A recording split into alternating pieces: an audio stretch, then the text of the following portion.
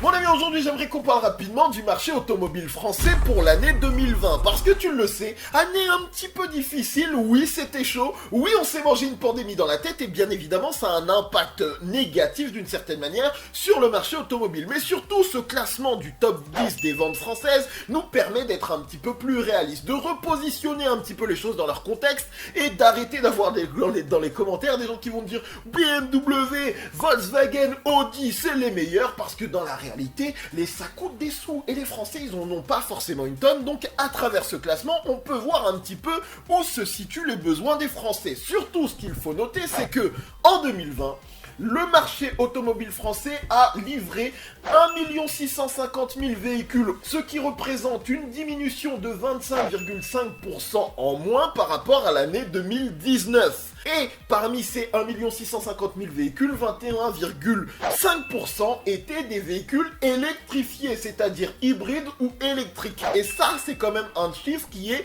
véritablement notable parce qu'il y a une montée que l'on va pouvoir noter d'une certaine manière dans ce classement.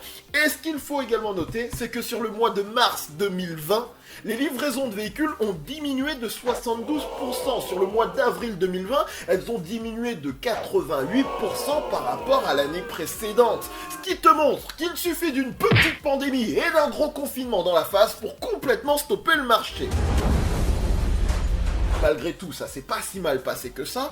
Et ce qu'il faut noter, c'est que véritablement, Peugeot domine le marché français, y a rien à dire. Peugeot il domine le marché français et la Peugeot 208 c'est officiel, a pris la tête du classement avec 92 796 unités vendues en France sur l'année 2020, soit 5,6% du marché. Et juste après, c'est la Clio 5 maintenant, qui est deuxième du classement avec 84 031 unités, soit 5,1% de part de marché. Il faut noter un truc qui est quand même intéressant. En 34e position, on trouve la Renault Clio 4 qui a vendu 11 912 unités. C'est-à-dire que si on les associait aux ventes de la Clio 5, elle serait la voiture la plus vendue en France d'une certaine manière. Et c'est là où on va voir que Peugeot et sa stratégie sont très intelligentes. Ce qu'il faut comprendre, c'est que quand tu achètes une 208, souviens-toi, tu as le choix entre une version électrique ou une version thermique. C'est pour ça que les chiffres sont assez conséquents, parce qu'en fait, sur toutes ces 208 vendus, il y en a 16 556 qui ont été des i208.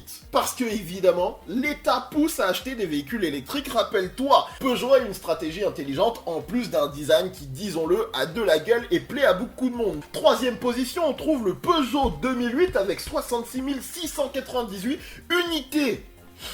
Franchement, belle perf parce que je pense que le prix moyen d'un 2008, c'est quoi? Ça doit être 25 000 €? Je sais pas, faudrait aller voir un concessionnaire, mais honnêtement, je pense pas qu'il soit vendu à petit prix. Et comme quoi la stratégie de Peugeot, où dans les commentaires, on voit des gens dire que c'est cher, mais on en voit plein les routes, fonctionne à pleine balle. Quatrième position, Citroën C3. Là, on va sur un véhicule un petit peu plus simpliste dans la proposition et dans les prix.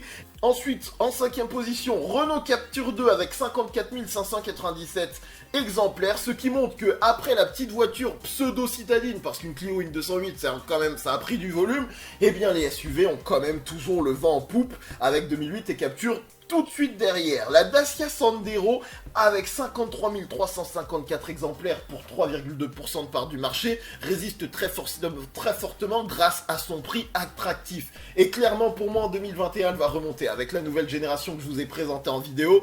Elle va faire mal. Le prix est ouf pour la prestation offerte. Clairement, attendez-vous à ce que potentiellement en 2021 elle soit peut-être numéro 1 du classement. 7ème position, Peugeot 3008 de deuxième génération, toujours aussi performant en termes de vente. En plus, il vient de profiter d'un facelift, donc Peugeot a une stratégie au top. 8ème position, Renault Twingo 3, toujours présente, petite bouille sympathique, un petit facelift récent et en plus une version électrique. Et en 9ème position, comme je vous le disais, l'électrique en force avec Renault Zoé qui entre pour la première fois et fait un bond par rapport à 2019 de 20 places pour arriver à 37 409 unités vendues pour 2,3% de part de marché.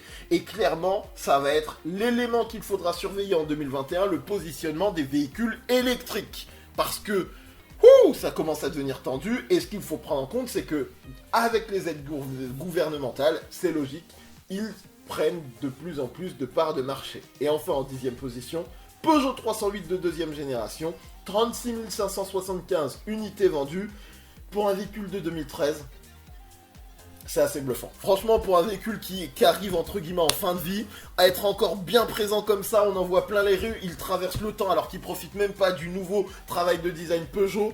C'est fort, c'est très très fort, et la nouvelle génération qui ne devrait pas tarder va faire mal à mon avis, parce qu'elle arrivera également en version hybride. Ils vont faire les choses bien à mon avis, ça va bien se passer. J'aimerais également qu'on note qu'en 11e position on trouve la Toyota Yaris avec 33 455 unités, mais on parle de la génération précédente. La nouvelle version va être, à mon avis, un petit peu plus haut en 2021, parce que le style est beaucoup plus plaisant. Déjà, il y a un essai sur la chaîne, donc vous pouvez voir que clairement, à mon sens, il y a les bons éléments pour qu'elle puisse bien fonctionner. Et puis, globalement, il n'y a pas une tonne de choses à noter. Peut-être le Peugeot 5008-2 qui est en 18e position avec 20 000 unités vendues. On a également la Polo qui se trouve uniquement en 17e position avec 21 493 unités vendues. Volkswagen devrait bosser un petit peu plus fort pour se repositionner.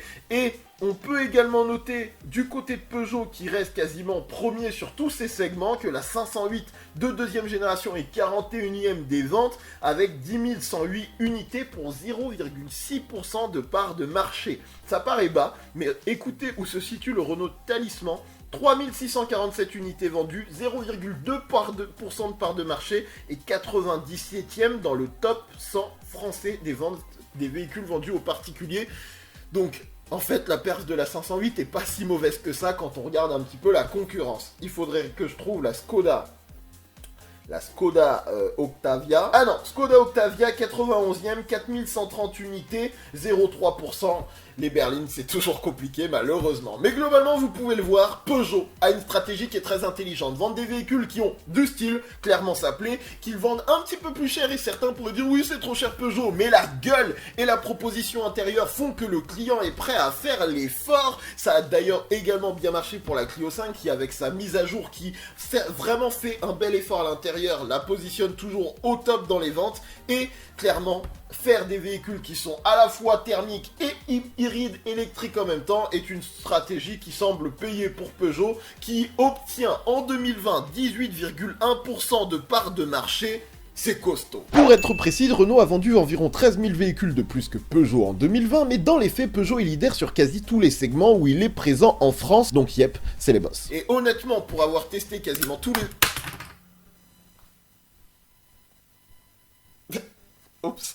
Pour avoir testé quasiment tous les véhicules qui sont dans ce top 10, à part la Zoé, c'est compréhensible. Je suis quand même curieux d'avoir votre avis sur tout ça et me dire un petit peu qu'est-ce que vous pensez de la réalité de ce marché automobile français, avec un élément à prendre en compte, c'est que le diesel continue sa chute puisqu'on est à 30,6% de part de marché, soit 3,5 points en moins par rapport à l'année 2019, et avec toutes les aides qu'il y a en ce moment et l'incitation à arrêter tout ce qui est thermique ou souffler un peu de chaud d'ordre pétrolifique, ça aide technique pour l'année 2021. Mais j'aime vraiment bien à chaque fois jeter un œil à ce classement, et puis en plus il y avait la question de est-ce que Peugeot peut passer devant la Clio, et ils l'ont fait d'une certaine manière, et ça c'est assez intéressant. Bref, petit JT détente pour attaquer ce week-end. J'espère que ces petites informations, si vous ne les aviez pas suivies, vous ont plu. Ah, d'ailleurs, je viens de voir à l'instant que le Volkswagen Golf 8 est